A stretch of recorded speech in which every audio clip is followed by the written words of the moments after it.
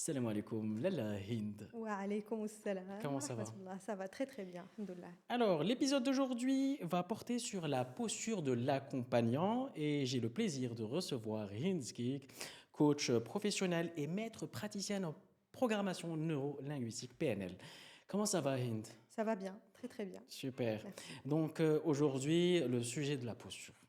La posture de l'accompagnant en général, sans vouloir mettre un doigt sur qui est cet accompagnant, d'où est-ce qu'il vient, sa formation. Il peut être hypnothérapeute, il peut être thérapeute, il peut être euh, coach, maître praticien, il peut être en PNL, et ainsi de suite. Mais en général, ce qui nous unit tous, c'est qu'il y a une posture à tenir. Et je dis ça vient aussi dans l'air du moment où il y a un nouveau film qui est sorti avec Pierre Ninet, Dial Gourou. Gourou. Et donc, on parle souvent de ces coachs vedettes, sans les nommer à nouveau, qui ont reçu beaucoup, je veux dire, des applaudissements, certes, et on a mis beaucoup les projecteurs sur ces personnes-là, qui développent aussi un caractère, sans en parler. Donc, et surtout qu'il y a pas mal de personnes qui s'inventent coach aussi. Donc, il est essentiel pour les coachs et les accompagnants de juste montrer qu'est-ce qui distingue un métier qui s'apprend comme au même titre d'un artisan, haraifi, un harfa, et chaque haraifi, chaque artisan, ben, il a une boîte à outils et il a un savoir-faire et un savoir-être. Tout Et à ça fait. sera le sujet du moment. Et le savoir-être est notre sujet d'aujourd'hui. Le savoir-faire, bien entendu. Est-ce que c'est juste un savoir-être? Parce que c'est vrai que la posture, elle est incarnée, donc elle devient naturelle. Tout à fait. Mais Tout tu à te fait. rappelles, on a souvent eu cette discussion de l'apprentissage conscient, inconscient, etc. Tout à fait. Et je donne souvent l'exemple, soit lorsque tu es en train de faire tes lacets, ou Mhm. bien tu es en train de conduire, donc tu es passé. Rappelle-moi, s'il te plaît. Ben, on passe donc du Alors, il y a inconsciemment inconscient. inconsciemment, On ne inconscient, sait pas qu'on ne sait pas. exact. Et puis consciemment inconscient. Donc là, on sait qu'on ne sait pas. Et puis on est Consciemment, après, inconsciemment, consciemment conscient. voilà. Et puis inconsciemment Consciemment, conscient. conscient. Ça veut Exactement. dire qu'on le fait et on ne sait On même sait pas même plus. expliquer comment on le fait. Voilà. Bah, d'ailleurs, ça me rappelle une citation de Bruce Lee. Moi, j'adore ce personnage parce que c'est quelqu'un qui malgré tout, incarne beaucoup d'humilité. Et il y avait une discussion entre Bruce Lee et son maître. Et son maître lui dit, Bruce, quelle est la meilleure technique? And then, Bruce Lee répond, the best technique is when there is no more techniques. C'est-à-dire la meilleure technique, c'est lorsque il n'y a plus de technique. Et c'est un petit peu ce qui rejoint lorsque tu as un talent que tu as développé qui est devenu inné et que tu incarnes complètement C'est sans t'en ça. apercevoir. Et moi, je pense que de la même manière, la posture de l'accompagnant se travaille à long terme jusqu'à devenir l'incarné et on te dit, ah tiens, C'est ça. j'aime bien la posture Jusqu'à de ce cette que dame-là ça. ou là, Tout à fait. jusqu'à ce qu'elle devienne un apprentissage. Jusqu'à ce que ça entre dans le muscle, comme on dit. Exactement, bah oui. Exactement, ça rentre dans le muscle et ça devient incarné dans la chair. Exactement. Tu le portes dans ta chair. Exactement. Et quand tu la portes dans ta chair, c'est-à-dire que tu n'as plus besoin de fournir un effort Tout à comparé au fait. début. Tout à fait. Exactement. Et donc la posture, comme je t'ai dit, ça se travaille aussi. C'est un travail qui est fait à travers à travers le temps. Et un coach, pour avoir cette posture, doit travailler sur les énergies d'archétype. Donc tu abordes les archétypes. Donc, Ouais. selon Est-ce que Stéphane, oui. Vas-y, termine. Donc, selon Stephen Gilligan, il y a 3 énergies que le coach doit avoir dans. Donc, nous avons tous des énergies, on les a tous. Maintenant, il faut un équilibre pour que le coach soit dans la zone qu'on appelle, on dit, il est dans la zone. En fait, c'est dans sa zone d'excellence. J'adore. Les 3 énergies, c'est la force, la douceur ou la Yes. compassion et l'humour. Ah, tiens. Donc la force, c'est pour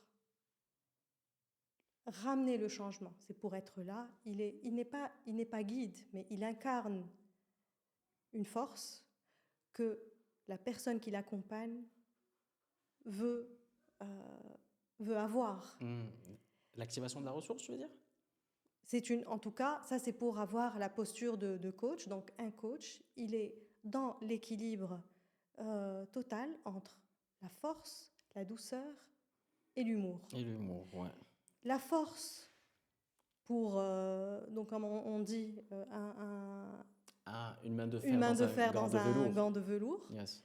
La douceur, la compassion, l'empathie. Donc il est là pour la personne. Attention à la compassion. Attention. Alors, tu permets, si tu Bien permets, entendu. Bien entendu. si tu veux, on pourra revenir là-dessus tout de suite ou après, mais qui dit douceur, tu viens de citer compassion. Mhm, Et ce terme, pour moi, dans la posture, je tire souvent la sonnette d'alarme mhm. parce qu'il faut faire une grosse distinction entre l'empathie et la compassion. Alors, et tu sais très bien la différence entre les deux, c'est-à-dire l'empathie, elle commence lorsque tu te mets à la place de l'autre. Tout à fait. Put yourself in his or her shoes Tout à pour fait. vraiment comprendre la situation de Exactement. départ, de statu quo dans laquelle il se positionne. Mhm. Quel est ton état initial, ok? Et souvent, le changement n'opère pas parce qu'il y a du refus, donc on est dans le déni de la situation actuelle, la situation initiale. Non, non, je ne suis pas comme ça. Si, regarde et observe.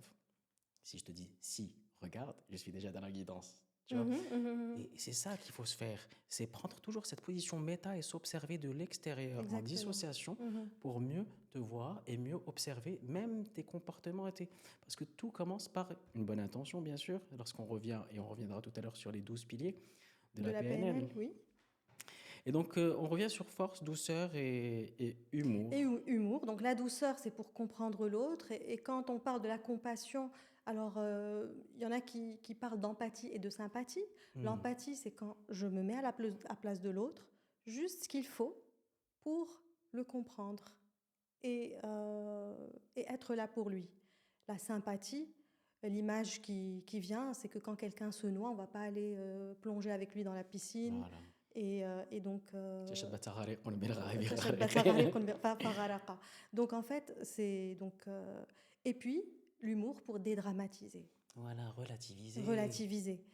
Maintenant, pour être dans la bonne posture du coach, le coach doit être en équilibre entre ces trois. Ce sont trois énergies qu'il doit savoir manier selon la situation. S'il est trop dans la douceur, il est dans La passivité quelque part et il rend pas il est dans la sympathie. S'il est trop dans la force, ben il est dans une autoritarisme. position forte. Yes. Alors que dans la posture du coach, c'est l'humilité, c'est la position basse. On revient à la position basse. Voilà. La Donc, position basse qui est s'il une est des trop dans plus... l'humour, ben ça devient un clown, c'est plus un coach. Et donc voilà. Et le coach doit incarner ce que son client veut devenir. Ça veut dire une personne qui est en possession de ses ressources, qui est dans une position de pas être dans le bonheur, hein, parce qu'on entend le bonheur, c'est quoi le bonheur? En fait, la vie, elle est pas. Une En ligne fait, droite, c'est pas une ligne droite, il n'y a pas de recette pas, miracle applicable voilà, à tout c'est le pas un long monde. fleuve tranquille, C'est comme une on boîte dit. de chocolat. Mais en tous les cas, On peut tomber à chaque fois sur... c'est vraiment avoir les outils, la posture qui nous permet de traverser les tempêtes tout en restant soi, ne pas se perdre dans ces épreuves. Voilà.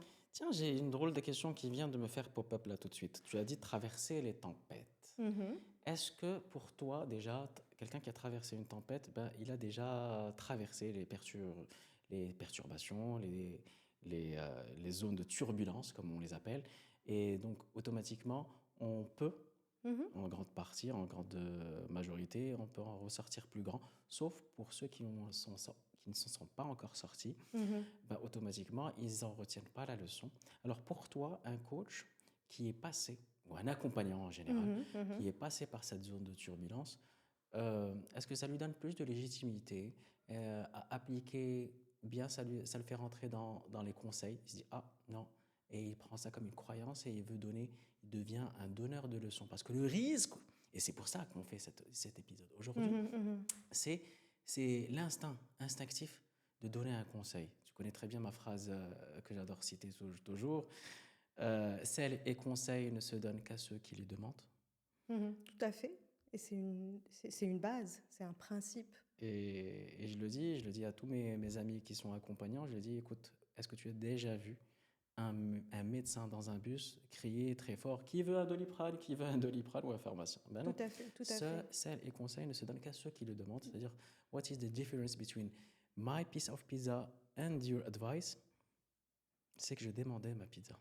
Tout à J'ai fait. pas demandé ton avis ni ton conseil. Exactement. Et toujours poser le cadre. Sinon, c'est de l'ingérence. Merci. Et puis aussi, Et pourquoi Dieu, est-ce sait, qu'on... et Dieu sait combien nous avons, dans notre culture arabe en général, Mhm. et marocaine de surcroît, où ton problème devient le problème de tout le monde. Mais en fait, parce que on a envie de sauver. Le Voilà. coach ne doit pas se positionner en tant que sauveur. Il est là pour éclairer. Il n'est pas là pour donner des conseils. Il n'a pas les réponses. Parce que ce qui est bien pour moi n'est pas forcément bien pour le client. Même si j'ai traversé la même tempête, nous n'avons pas les mêmes références de vie, nous n'avons pas les mêmes croyances, pas les mêmes valeurs. Et donc, du coup, c'est même dangereux Je suis tout à fait de d'accord. projeter ses propres expériences sur, C'est de la sur nos projection. clients. Voilà. Et la projection est un red flag. C'est le red flag. Et là, je le conseille à toute personne qui écoute ce podcast-là, attention aux projections.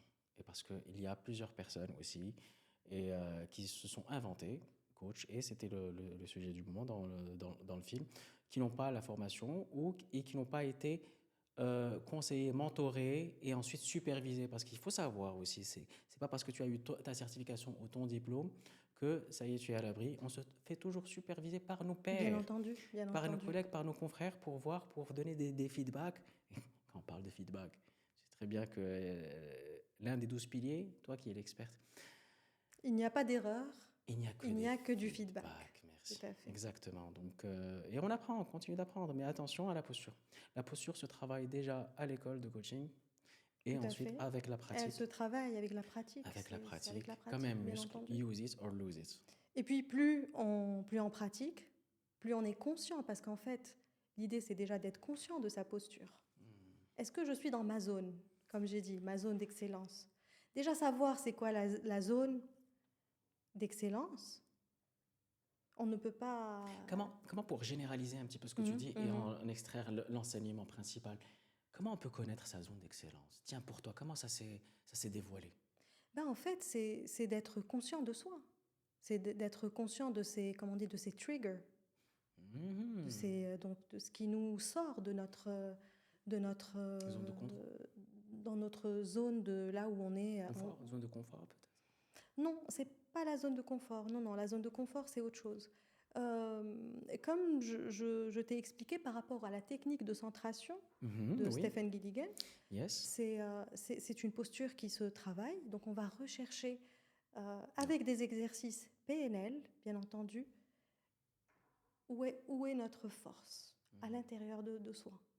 Elle se situe où?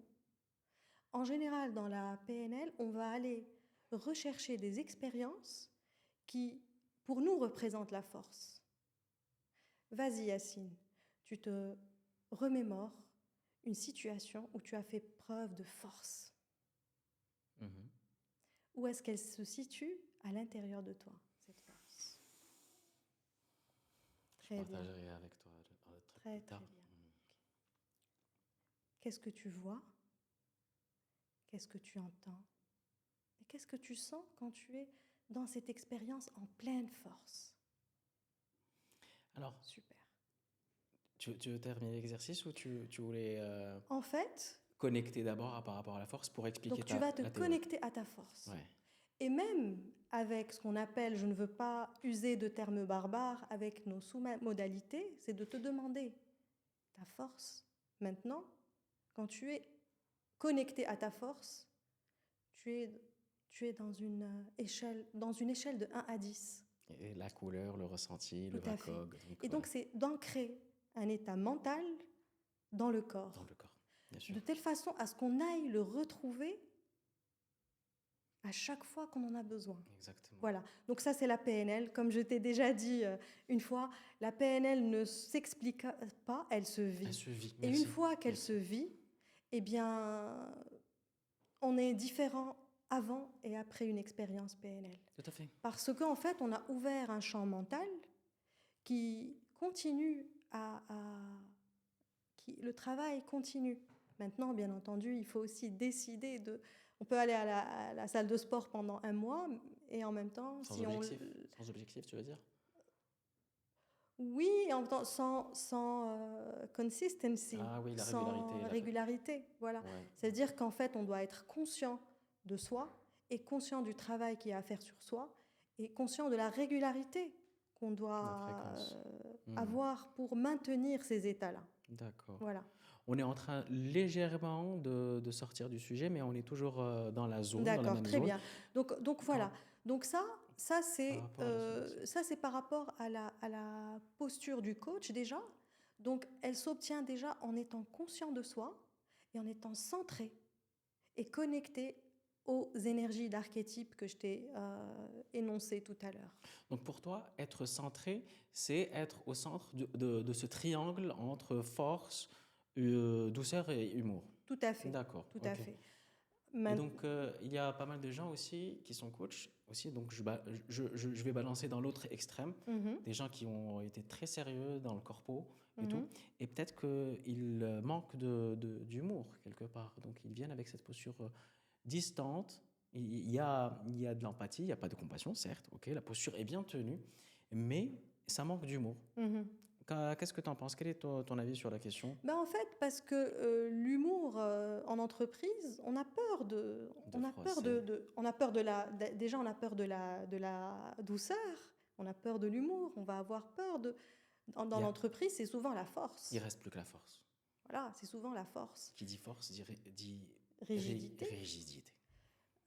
Et puis aussi, en fait, il y a une peur d'aller dans les autres énergies qui vont, en fait, au final, on est plus humain, on est plus flexible. Quand, par contre, donc voilà, donc force veut dire rigidité, et quand on la couple à de la douceur et de l'humour, bien entendu en équilibre, pas dans les extrêmes, eh bien, Un beau il y a une mariage. nouvelle posture de Mm. manager qui émerge. Mm. Voilà. Ouais, franchement, je te félicite pour cet insight. Très, très. Mais en fait, ma question, elle s'orientait dans la zone d'excellence, Mhm, plutôt par rapport au parcours, parce qu'on pourra observer qu'il y a plusieurs types d'accompagnants, chacun avec sa méthode.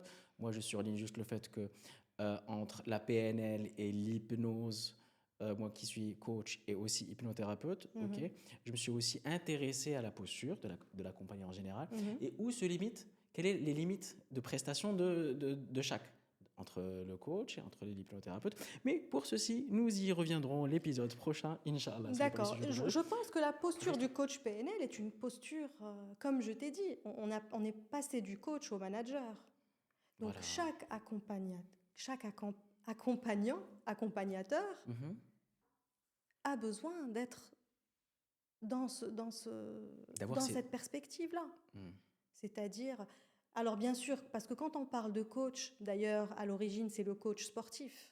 Il te montre exactement ce que tu dois faire, il t'encourage, voilà, oui, c'est bien. Donc, là, on est plus dans la motivation, dans le Dans la guidance. conseil, Dans dans la la guidance. guidance, exactement. Mais là, quand on accompagne, quel que soit le type d'accompagnement, il y a déjà cet accompagnateur de pour sa posture, il doit travailler déjà sa propre posture, ce qui va lui permettre de bâtir la relation avec son client. Et là, tu abordes la reliance. Tout à fait. La reliance qui vient à partir de l'alliance. Moi, je dis alliance et reliance vont de pair parce que, Mhm. définissons-le aussi pour les personnes qui nous écoutent, l'alliance, c'est poser le cadre, déterminer l'objectif et y aller de pair, main dans la main, ensemble vers cet Tout à objectif-là, fait. en tant qu'accompagnateur, je précise bien. Mhm. Et à travers cette alliance vient la confiance. Une fois qu'on est dans un cadre, on se sent en sécurité, Tout à fait. tu vois, on se sent écouté et qu'il y a un cadre. Tu n'es pas mon ami, un coach n'est pas ton ami. Tu vois, c'est un accompagnateur parce que sinon il passerait dans la compassion. Et le danger, je précise bien, le danger des personnes qui s'inventent ou qui se proclament coach, Mhm.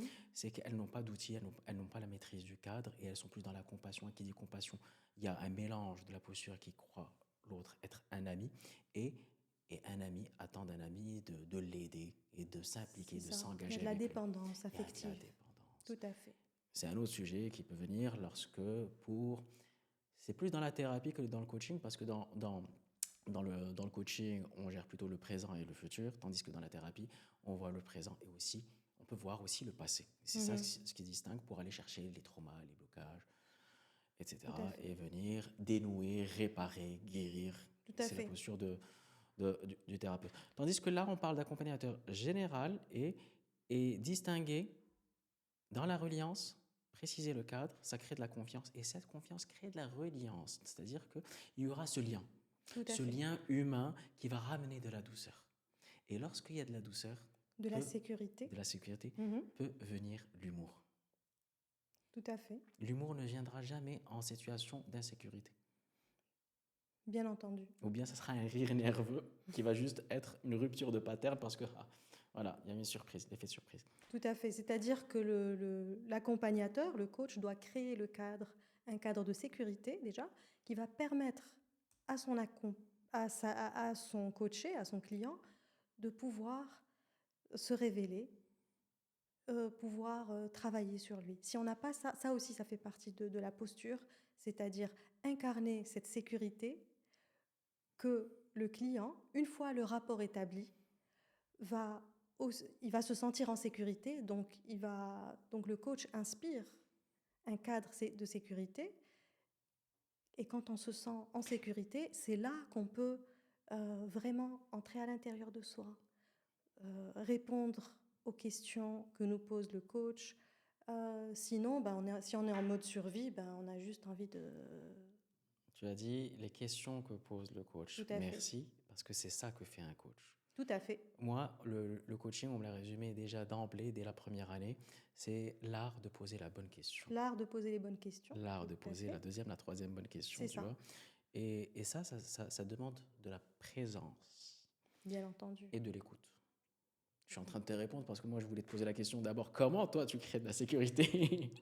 Et selon toi, vu qu'on ne parle pas encore d'outils, on Mhm. parle de savoir-faire et savoir-être, surtout, entendu, tu vois, qui est bien incarné entendu. dans sa façon de se présenter et d'être présent.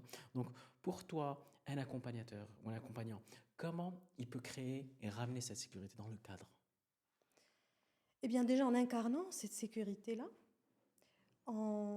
par co-régulation, si nous entrons, toi et moi, dans une discussion, hier par exemple, j'étais avec une personne et puis qui n'est pas PNListe, et en fait, à chaque fois que je faisais attention, on avait les mêmes postures.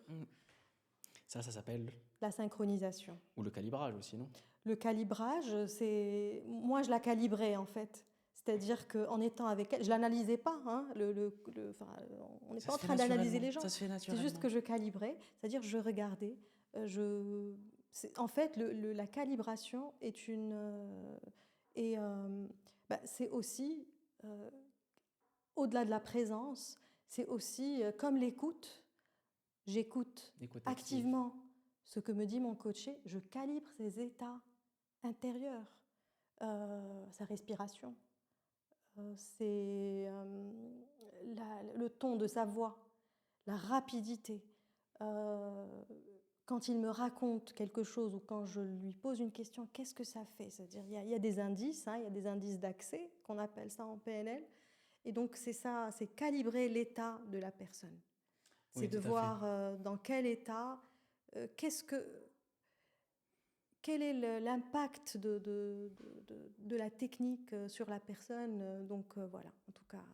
En fait, ce que tu dis vient me faire un pop-up. Là, j'étais en train de penser, tu sais très bien que je suis en train de développer une expertise dans un domaine qui me plaît très bien, qui rassemble tout mon parcours, qui est la gestion de la pression et la gestion de conflits. Donc, je suis en train de me former aussi aux techniques de négociation, tu vois. Et tu vois qu'il y a des éléments dans notre posture d'accompagnant qui viennent aussi être utilisés dans les techniques des négociateurs chez le FBI, par exemple. Et ce que tu es en train de dire, c'est la calibration ou la synchronisation, il appelle ça le mirroring.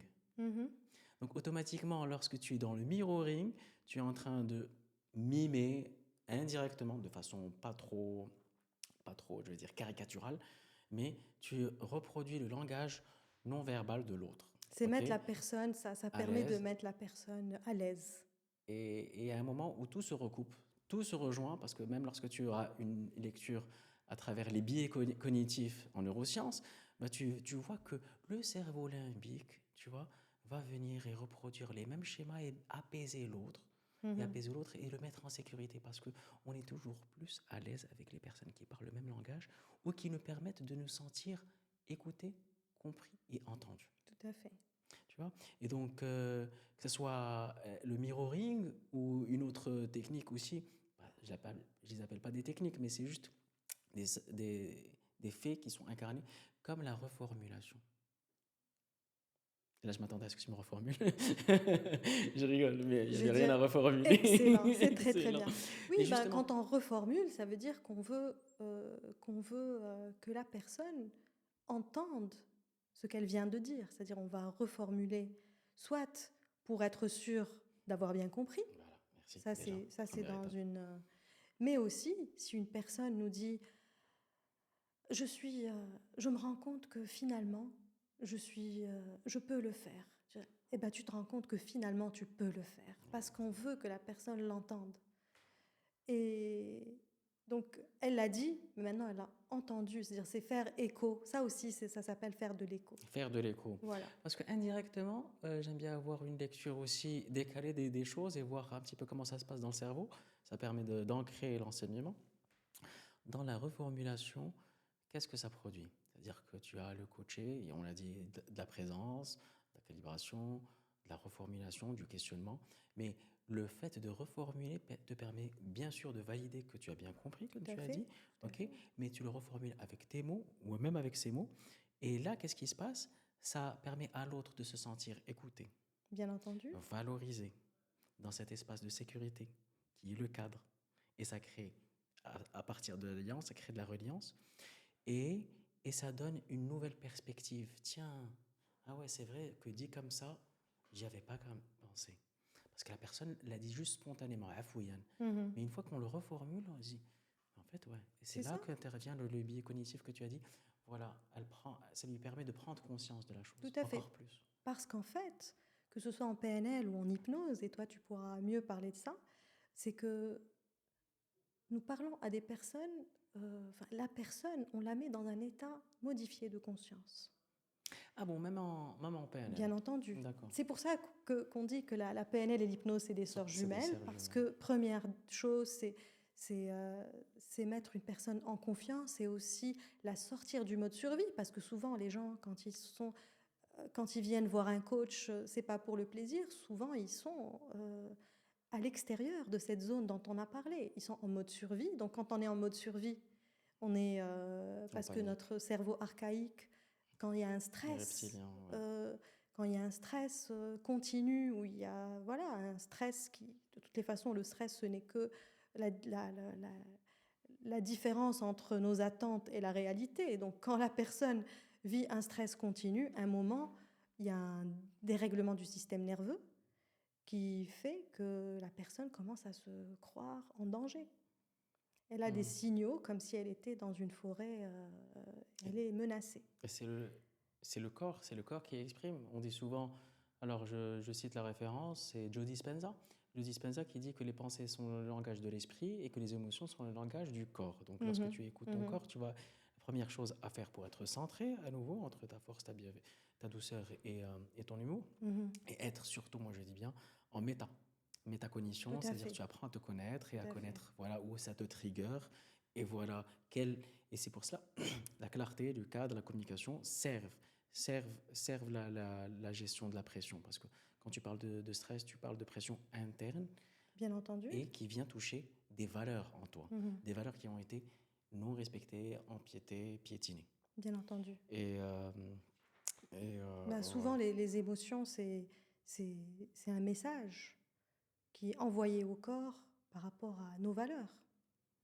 donc voilà. Et donc lorsqu'on parle de langage du corps, c'est la première chose à faire, c'est la nommer, nomme cette émotion Tout à fait. et à travers cette action-là, tu arrives à juste l'accepter. Tu passes du déni à la colère, à la négociation, tu passes directement à l'acceptation. Et la première chose pour changer, c'est accepter la situation dans laquelle Tout tu à es. fait. Tu peux pas... Voilà.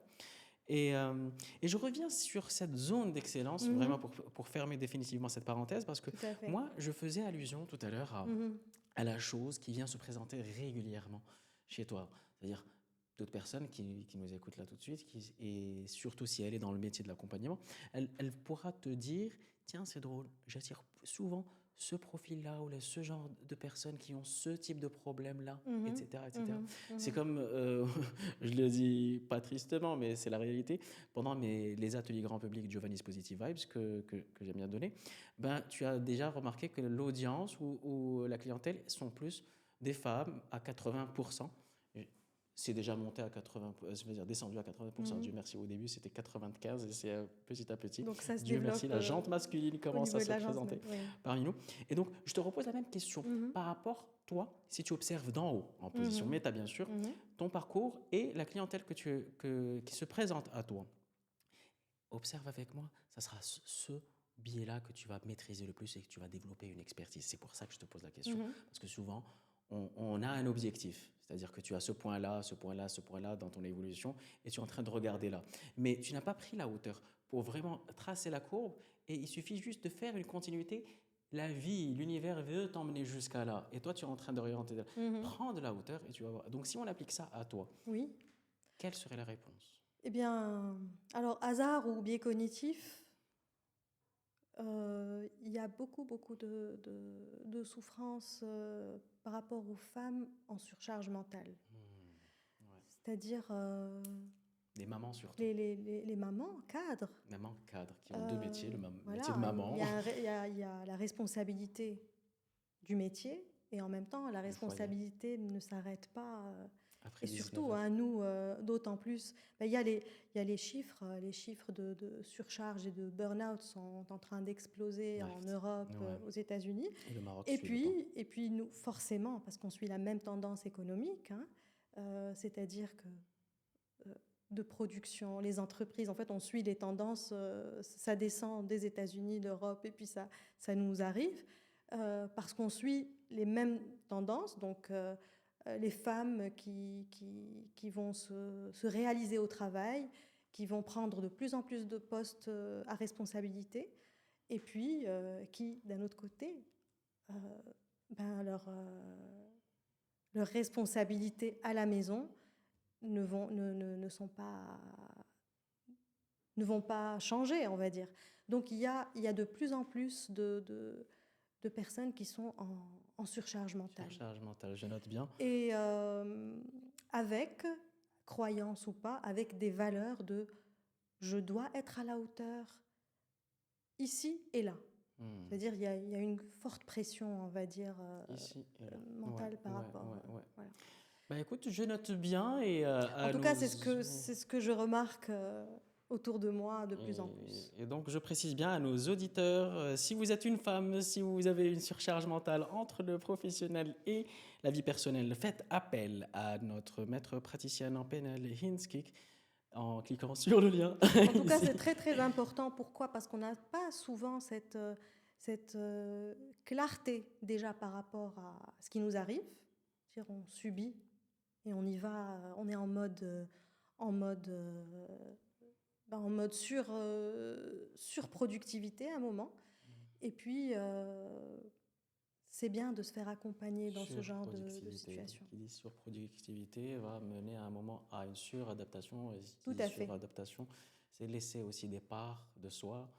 Tout à fait. Il y en a souvent qui étaient inutiles et ça fait partie du changement évolutif. Et il y en avait qui étaient utiles. Et c'est là qu'on tombe vraiment dans la méconnaissance identitaire et ça devient une perte de sens. Ben, en fait, c'est qu'à un certain moment, ben, notre...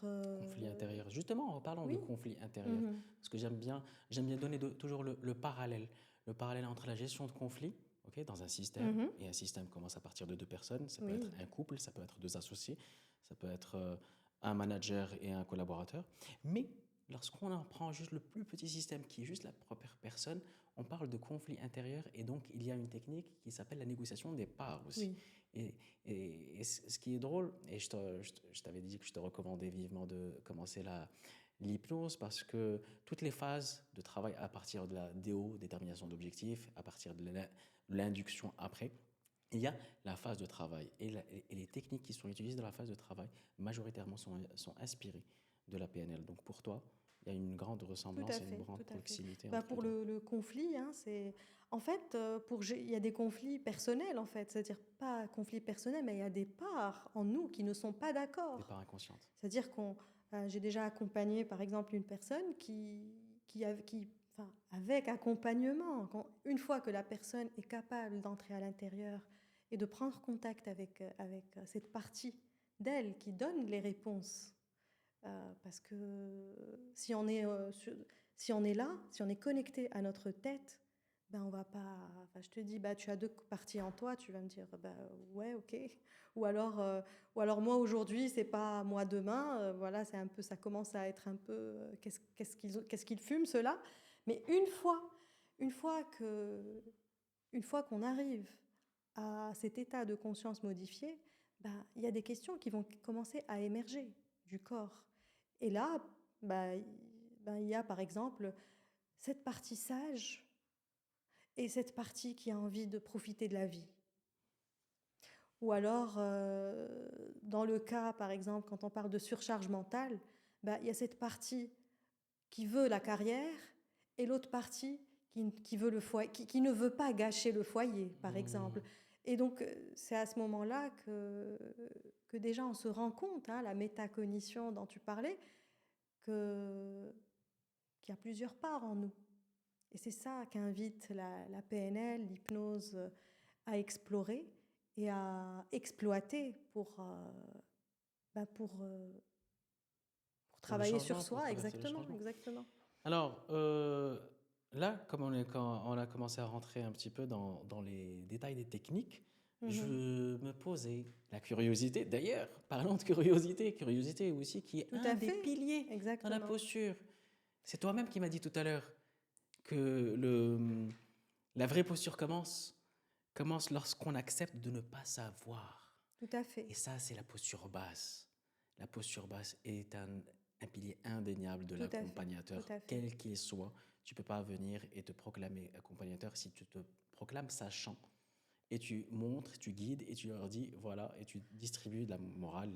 C'est Tandis que ça, tu te dis écoute, la phrase que j'ai retenue le plus et d'emblée dans la PNL à travers la formation de coaching, c'est la carte n'est pas le n'est pas le territoire. territoire. La carte Tout n'est à pas le fait. territoire. Donc automatiquement, quand tu as quelqu'un en face de toi et tu te positionnes en position méta, donc tu as de la dissociation et tu t'observes aussi, tu te dis, sa carte à lui n'est pas ma carte. Nous avons chacun son territoire et nous allons observer par curiosité et tu te positionnes en position basse. Ok, tu te poses Tout les à fait. questions pour mieux comprendre son monde. Et c'est là qu'agit l'empathie. Parce que là, tu as juste l'intention de le comprendre, de te positionner. Ensuite, attention, attention, et je précise bien, il y a une nuance entre comprendre, ne pas aller comprendre que le mental. When you put yourself in his shoes or her shoes, tu le comprends mentalement, mais aussi émotionnellement. Et c'est pour cela que moi, je précise, ça c'est moi qui le dis, c'est mettre un 10% de l'émotionnel. Va essayer de sentir ce qu'il veut, mais ne laisse pas l'émotion déborder. Parce que là, qu'est-ce qu'il y a? Ça nous ramène à l'autre élément de la posture, qui est la gestion des émotions. Un, un accompagnateur qui tient le cadre et qui gère la posture, gère déjà ses émotions. C'est comme tu as dit tout à l'heure, il doit être exemplaire. Bien entendu. Il gère, et Mhm. c'est là, c'est ce qui va créer qui va créer le cadre. Et donc, dans les techniques que je voulais te demander, toi, quelle est la technique qui incarne le plus la posture d'accompagnateur? La technique qui incarne le plus, Où tu ben, vois vraiment mhm. que si, sans cette posture-là, ça serait que de la gestion, que du contrôle poli, peut-être. Alors, la technique qui incarne l'accompagnateur, c'est déjà être toujours capable donc être conscient de soi, conscient de l'autre, et aussi conscient de la dynamique. Voilà, de la dynamique. C'est-à-dire, finalement, c'est une méta-conscience de la dynamique qui se crée entre le coach et son client. Donc, donc pour la technique, technique en PNL. Donc, il y a une technique PNL qui est très intéressante, d'ailleurs aussi dans la gestion de conflits et qui est très très utilisée dans la gestion de conflits, c'est la technique des positions perceptuelles. Donc c'est le fait de développer la capacité de se mettre à la place de l'autre. Et donc en fait... Et donc, qui dit position perceptuelle, ça veut dire qu'il y a 2, 3 endroits dans lesquels il y a trois, donc en fait, il y a 3 positions, il y a 3 perspectives. Donc, soit entre 2 personnes, ou alors par rapport au coach, si lui... en même temps, par rapport au coach, c'est... Les techniques, une fois qu'on les a fait, refait, ça veut dire qu'elles sont contextualisées et en même temps, elles sont facilement transférables à d'autres situations. Donc le coach, une fois qu'il est qu'il est dans sa zone, et donc juste pour récapituler, il est centré, il est ouvert à l'autre, il est connecté au champ de l'autre. Quand on parle du champ, c'est-à-dire que là, ce qu'on crée entre nous, quand on est en train de discuter, il y a toi, il y a moi, et il y a le champ donc il y a plein d'énergie qui nous unit. Il y a plein de messages conscients, mais aussi inconscients. On ne communique que 7% de notre communication est gérée par le conscient. Et puis il y a cette curiosité, cette humilité, et cette capacité de comprendre l'autre et cette capacité de garder cet état-là de centration, quoi qu'il en soit. Et la flexibilité aussi est importante. Ça, c'est juste pour récapituler la posture du coach aussi. Il n'en sait pas plus que son client. Il n'a pas la science infuse et il n'a pas de recette miracle. Il est là pour accompagner, pour poser des questions. Et laisser les solutions émerger de chez le coach. C'est ça, c'est le client qui trouve ses réponses. On ne lui permet qu'une reconnexion à ses ressources parce que l'un des piliers aussi en PNL, c'est qu'en toi, il y a déjà toutes les ressources nécessaires. La posture du coach, c'est qu'il croit au fait que son client a déjà toutes les ressources et il est capable de résoudre ses problèmes par lui-même. Toutes les ressources. Tout à fait. Il a déjà toutes les ressources et tous les humains ont toutes les ressources. Donc ça, c'est un des piliers de la PNL. Et ça, forcément, ça impose le respect, ça impose l'humilité. Par rapport à la technique des positions perceptuelles, qui est une technique PNL qui est très intéressante dans le sens où elle permet de changer la vision qu'on a sur une dynamique. Où, voilà, c'est-à-dire que, et quand je te dis notamment conflit, c'est-à-dire qu'on va poser on va poser 3 espaces. La PNL travaille beaucoup avec les ancrages. Donc, si on change déjà de place, toi et moi, déjà, il y a une dynamique qui va changer. Et donc, en fait, on va poser 3 espaces. Le moi. Donc, le premier, ça doit être pour le moi. moi. C'est la perspective, comment je vois les choses selon moi. Et puis, un espace de l'autre. De la personne avec qui il y a conflit, par exemple. Tout à fait. Et puis, ce que je te disais, c'est la position méta. L'observateur.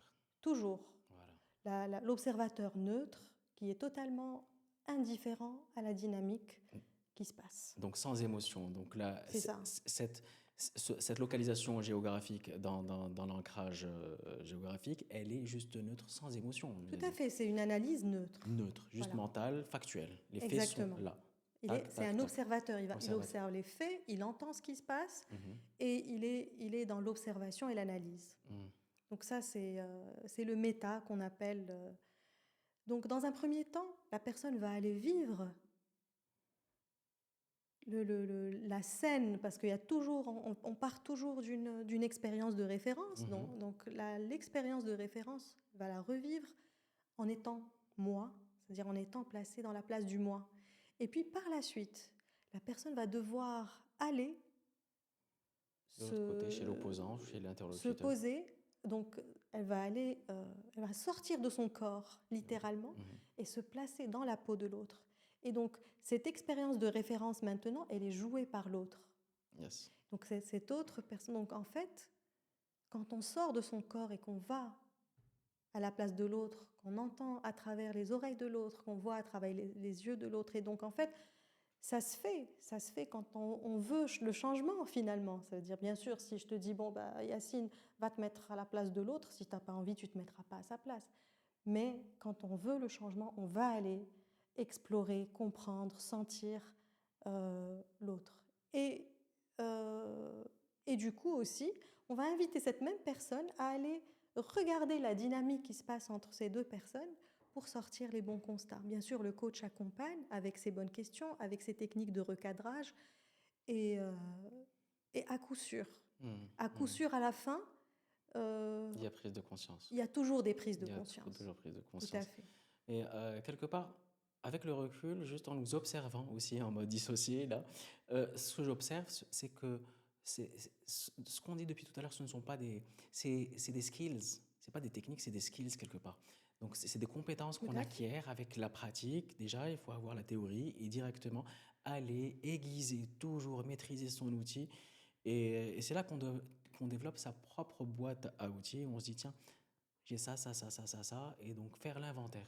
Tout à Et fait. ça, c'est quelque chose que j'invite tout pratiquant, toute personne qui est dans le métier d'accompagnement, d'aller réviser, d'aller replonger dans les techniques et aller faire l'inventaire de tes outils, parce que ça va te permettre aussi, l'accompagnateur déjà, d'avoir aussi cette position perceptuelle. Parce que qu'est-ce qu'on est en train de dire? C'est juste prendre de la hauteur. C'est une attitude. Attitude is, c'est quoi? Il y a une citation très connue que je suis en train de te sortir. Elle va revenir tout à l'heure. D'accord. Et donc c'est une attitude. Donc peut-être, enfin je vois peut-être, mais je ne l'ai pas non plus. Donc l'attitude sans le... Elle va sortir, attends. Okay. En tout cas. Et en fait, si tu remarques, là, juste en parlant de cette technique-là, en fait, ce ne sont que...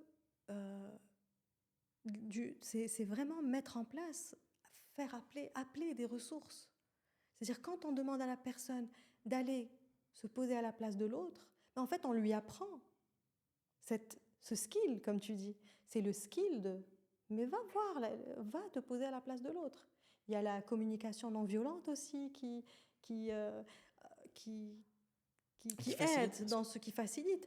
Et en même temps, quand on est dans un état de conscience modifié et qu'on va faire ces exercices-là, eh bien, même le cerveau est aussi, c'est pour ça qu'on appelle la programmation neurolinguistique, parce qu'on programme notre cerveau à aller sur des chemins qu'il ne connaît pas. Il y a une personne, quand tu lui dis déjà mets-toi à sa place, tu dis non, je vais pas me mettre, j'ai déjà eu ça.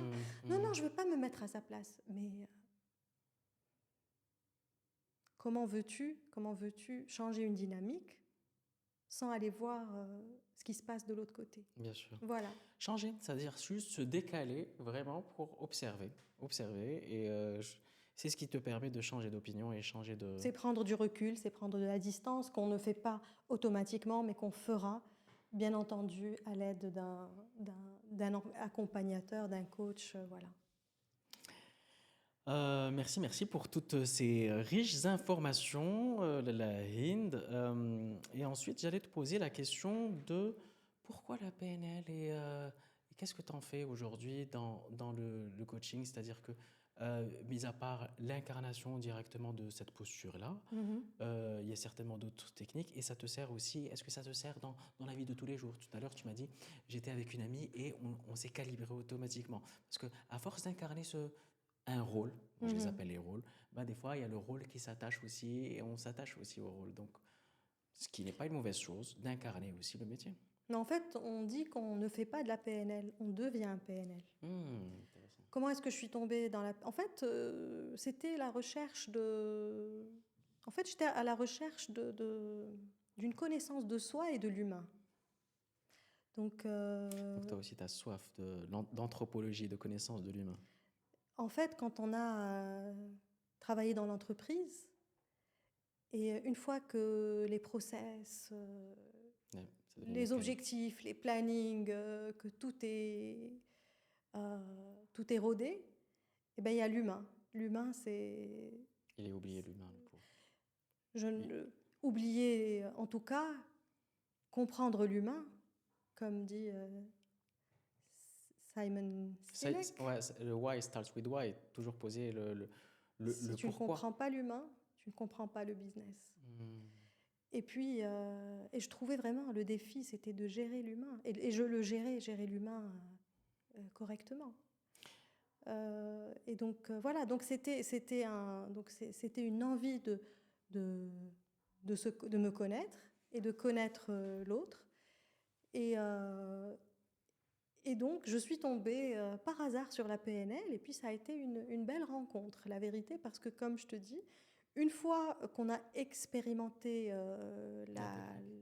les techniques, tous les postulats, les présupposés et donc, tous les enseignements que ça nous enseigne, et puis on sort des techniques, on en sort grandi, forcément. C'est pour ça qu'on dit ça ne On le voit bien. s'explique pas, ça Ça se se vit. vit. Voilà. Et donc voilà, donc j'ai commencé avec juste des connaissances de base qui devaient entrer dans... Parce que bon, bien entendu, maintenant la PNL est très utilisée en communication, en négociation. Et donc en fait, c'était il fallait avoir une base pour pouvoir aborder le coaching d'entreprise. Et du coup, ben, une fois que j'ai découvert la PNL, ben, j'avais envie d'en connaître encore plus. Voilà. C'est pour ça que j'ai fini par obtenir la certification. C'est Barakallah alik. Alors, nous sommes en train de toucher à la fin de ce podcast. Donc, nous allons préparer l'atterrissage. Cabin crew, cabin crew.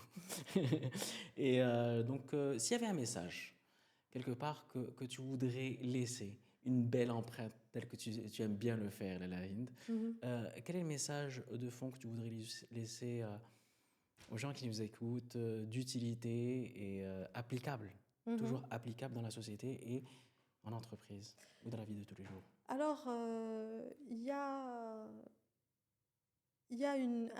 deux petites questions comme ça qui me paraissent importantes à appliquer pour chaque personne qui serait en surcharge ou qui passe par une tempête, comme on avait dit. C'est au lieu de se dire pourquoi moi, et de se lamenter et voilà, et de rester dans la zone problème. C'est déjà au lieu de dire pourquoi moi, c'est de dire Qu'est-ce et que je peux en maintenant, faire? et quoi maintenant?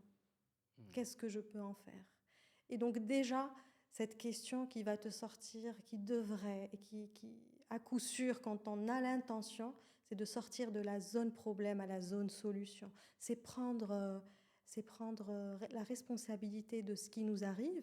Et quand je dis la responsabilité, je ne veux pas tomber dans la culpabilisation, la les victimisation. discours de tu es responsable. Non, parce qu'il y a des gens qui traversent vraiment des choses très... Prendre juste sa part de responsabilité. C'est là la En tous les distinction. cas, c'est de ne pas rester dans le statut de victime et dans la rumination, et de rester dans cette zone où il n'y a... Tu me parlais de Joe Dispenza qui dit il n'y a rien à faire dans cette zone. Il n'y a pas de solution dans cette zone. Ce n'est pas fertile. Et de se dire ben, maintenant, qu'est-ce que je peux faire? Et donc d'aller de l'avant. Voilà. Alors, écoute, moi, pour relier ce que tu viens de dire à notre sujet, je dirais la zone de perturbation ou turbulence, c'est les épreuves. Et comme on le dit très bien dans notre dicton marocain, c'est-à-dire les makhrouj min al-hayat, makhrouj min aqaïba. Tout à fait. Ok, donc c'est-à-dire que la difficulté ou l'épreuve fera toujours partie de l'équation. C'est-à-dire c'est la distinction entre la douleur et la souffrance. La souffrance est une perception de la douleur qui est au plus haut de son intensité. Donc tout ce que tu as à faire, c'est réguler ton émotion et revenir à now and here and now, c'est-à-dire ici et maintenant. Et tu mets un nom, tu es sur l'émotion, etc. Et une chose que pendant mes réflexions que j'ai découvert juste cette semaine, Parce que tu sais, des fois, les humeurs fluctuent avec les cycles des saisons. Et on sait très bien que, par exemple, là, le Maroc a connu ces derniers 2 mois de grisaille. Donc, on n'est pas très habitué à ça. Et ça joue aussi sur le mental et le moral des troupes, de tout le monde. Bien Et on n'est entendu. pas épargné. Donc, il y avait le journalique dont je parlais souvent, tu te rappelles. Il y avait aussi le cahier de gratitude où tu dois mettre au moins une chose pour laquelle tu es complètement grateful, Tout reconnaissant. à Tu le fait. dis, voilà, mais ça, je ne vais pas le noter avec généralité, tu vois, mais avec cœur. Je suis vrai. Aller à la chasse. Aller à la chasse des bonnes nouvelles ou aller à la chasse des éléments pour lesquels tu vas dire Alhamdoulilah, Léa. Et Tu c'est de vois, la reprogrammation. c'est de la Tout reprogrammation. à fait. C'est de... Et la nouvelle pratique qui est venue à travers l'accompagnement, c'est des fois entre l'estime de soi, on manque d'estime de soi, on a facilement à faire beaucoup, on a une compétence, une facilité à faire beaucoup pour l'autre, mais très peu pour nous-mêmes. Mais indirectement, ça renvoie à quoi? Ça renvoie au besoin de reconnaissance de l'autre. Ah, l'autre, et là, qu'est-ce qu'on est? On est dans la compassion. Tu Mhm. vois. Tandis que lorsqu'on est dans l'empathie, on se dit, hé, moi aussi j'ai besoin de faire quelque chose pour moi et donc ranime le besoin de fierté. Qu'est-ce que je vais faire aujourd'hui pour être fier de moi? Alors une technique, une approche, bon, j'ai fait ma recherche et comme personne ne l'avait déjà évoqué, donc je me l'approprie moi-même, c'est la technique de la minute de fierté. De la même manière qu'il y a la minute de silence, lorsqu'il y a des condoléances, Mhm. tout le monde fait pour dire adieu à la personne, etc. Ben, si tu as intégré ou implémenté une pratique rituelle le matin, quand tu te lèves, je m'accorde une minute de fierté. Tu fermes les yeux et tu as, comme ce que tu m'as fait tout à l'heure avec la force, va chercher la fierté. Et rappelle-toi un moment de ta vie où tu étais en train d'être fier d'un accomplissement, Mhm. soit une promotion, soit une réalisation, soit une épreuve que tu as traversée, une zone de turbulence, et tu dis, waouh, Alhamdoulilah, j'étais à ça de ça. Eh ben, quand tu fermes les yeux et tu la vis complètement, eh ben, qu'est-ce qui se passe à l'intérieur? Tu vas commencer à programmer à nouveau la fierté. C'est Tu ça. vas ressentir complètement cette fierté. Et qu'est-ce qui se passe? Tout le body language va se redresser. Tu vas te Tout à sentir fait. soit dans la posture Wonder Woman ou le Superman, tu vois, où là, tu vas sentir que le corps a sa communication non verbale qui va commencer à se redresser pour exprimer, pour communiquer la fierté. Et ensuite, qu'est-ce qui va se passer dans la journée? L'occasion va je l'ai appelé aussi le fil doré le filigrane doré. C'est-à-dire que des fois, dans des échanges, il y a conflit, il y a toujours un qui va avoir plus de pouvoir que l'autre, donc on sait très bien que les manipulateurs expriment ou brillent en baissant la valeur de l'autre. Donc, lorsque une personne quelconque va être dans cette situation de conflit où il y aura quelqu'un qui va l'humilier ou baisser de sa valeur, elle va juste allumer ce filigrane et dire Mhm. j'ai les ressources, j'ai de la valeur, je suis fier. Et tu regardes la personne dans le blanc de l'œil avec assertivité, sans provocation. Attention, je précise bien, il y a une ligne très fine à ne pas, dans le cadre, à ne pas franchir. Et là, tu es juste I am the king of my kingdom. Tout à I fait. am the master of my ship, the captain of my destiny. Et tu es juste souverain. Ça te donne la souveraineté sur ton territoire Tout à fait. et tu deviens maître de toi-même, tout Et puis de simplement. laisser l'autre, ce qui appartient à l'autre lui appartient, et je prends ce qui m'appartient. C'est-à-dire, c'est d'avoir aussi cette méta de la dynamique Et tu es et un de ne César. pas. Il faut rendre à César ce qu'il y a à César. Tout à Pour fait, toi, pourquoi ne pas être toi-même un César et exactement. donc Et tu t'accorder. parles de l'estime de soi, c'est la clé, c'est s'accepter. Mais on reviendra sur ce point-là dans un autre épisode, sur l'estime de soi, Mhm. entre humilité et ego, parce que la ligne est très fine. Quand je te dis fierté, il y en a beaucoup qui peuvent glisser de l'autre côté Bien et être entendu, bien entendu. arrogants. Mais juste délimiter son cadre, l'accepter et être souverain dans sa Mais propre zone. ceci étant dit, aller rechercher sa source de fierté quand le moral est au plus bas, ben, ce n'est pas de l'ego, Merci. c'est C'est un de acte l'hygiène. d'amour pour soi, c'est C'est de de l'amour. l'hygiène, comme tu dis. Et, ça permet d'affronter la journée sur de l'acceptation, sur de la conscience de la valeur de soi, parce que des fois on oublie notre valeur aussi. Bien sûr, bien Mhm. sûr, bien sûr. Surtout quand on l'a liée à à des choses qui ne sont pas tabtines, comme on dit. Voilà. Ouais, perceptibles et qui C'est peuvent ça, pas. notamment si je lis, si ma valeur, elle est liée à ce que les gens pensent de moi ou ce que je leur ai donné, et ben le jour où la personne, où je ne peux pas donner et que ben, ma valeur, elle est ébranlée, et donc voilà, ce sont c'est-à-dire qu'en fait, être fier de soi, être conscient de sa valeur, ça doit être quelque chose Systématique. de non négociable. Non Donc se le négociable. rappeler tous les matins, c'est que hygiène, comme tu as très bien dit. L'humain est amnésique. سمي الإنسان إنسانا لأنه ينسى. N'oublions pas, donc on perd facilement nos atouts. Use it or lose it. Tout est un muscle. Tout Soit à tu fait. l'utilises, soit tu le perds. Automatiquement, donc choisis dans tes rituels du morning, le matin quand tu te lèves, qu'est-ce que tu... Start small. Commence par les choses qui sont importantes aussi. Mhm. Si tu dois faire ton sport, si tu dois faire ton journaling, si tu dois passer juste un court instant avec tes enfants pendant qu'ils prennent le petit-déj, peu importe. Pas de projection, chacun trouvera la priorité C'est de ça. ce qu'il dit. Ok. Et pour conclure, donc juste pour récapituler, la posture de l'accompagnant, donc si on peut le résumer en quelques mots, et c'est sur ça qu'on va conclure ce joyeux podcast. Donc pour moi, la posture de l'accompagnant doit venir, c'est un savoir-être. On présente une présence. Tout à fait. Dans cette présence-là, il y a de l'écoute. Je t'écoute, je t'offre un cadre.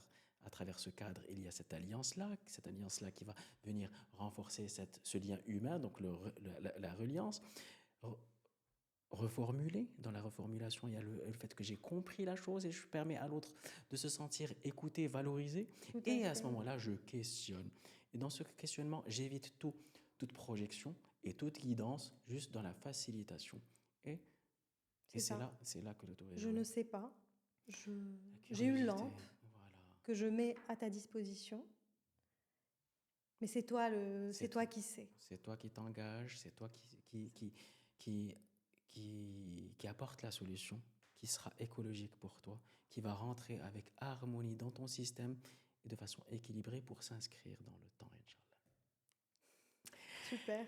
C'était un réel plaisir, Hind. Merci beaucoup. Merci à toi Yacine. Et pour les personnes qui nous écoutent, Et si puis, vous passez par des phases où vous êtes en surcharge mentale, n'hésitez pas à contacter Hind Skik, coach professionnel et maître praticienne en programmation neurolinguistique. C'était un réel plaisir, Hind. Merci beaucoup, merci Yacine. Merci beaucoup C'est et à très, très partagé. vite. Et puis c'est tellement vaste qu'on a envie de parler de tellement de choses. Et puis c'est comme ça. C'est super. Merci beaucoup. Merci. Prends soin de toi et à la prochaine. Inch'Allah.